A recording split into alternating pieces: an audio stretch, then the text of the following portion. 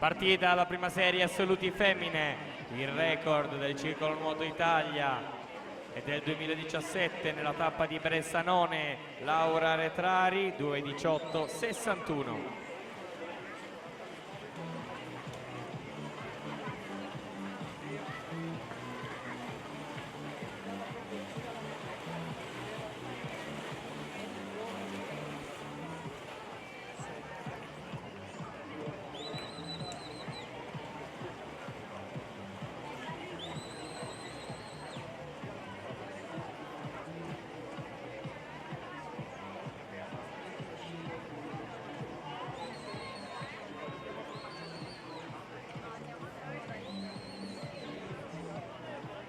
Ci avviciniamo al passaggio di metà gara, alla conclusione della frazione dorso. In corsia 4, Rebecca Meder, 1:04:18. 34,57 i suoi 50 metri dorso. Seconda posizione Zoe Masetti, 1:07:06. Ma siamo già alla frazione rana.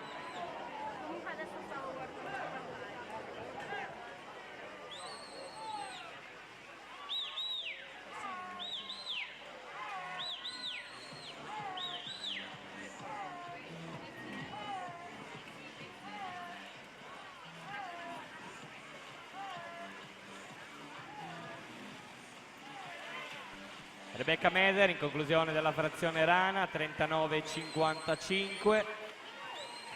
Sale in seconda posizione Laura Mazzotta, in corsia numero 1, 39,41.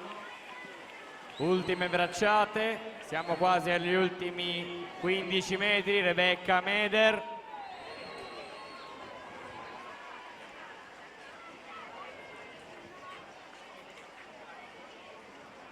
Si aggiudica questa prima serie Rebecca Meder, 2:16:24. Se confermato si tratta di nuovo record del circuito Nuoto Italia. Rebecca Meder, 2:16:24, seconda posizione Zoe Masetti, 2:22:73, terzo posto Laura Mazzotta, 2:23:52. E sono tempi e classifiche confermate. Vince Rebecca Meder, si tratta di nuovo primato del circuito Nuoto Italia, 2:16:24, con lei sul podio Zoe Masetti, Laura Mazzotta. Alla partenza gli atleti della quarta serie 200 metri misti assoluti maschi.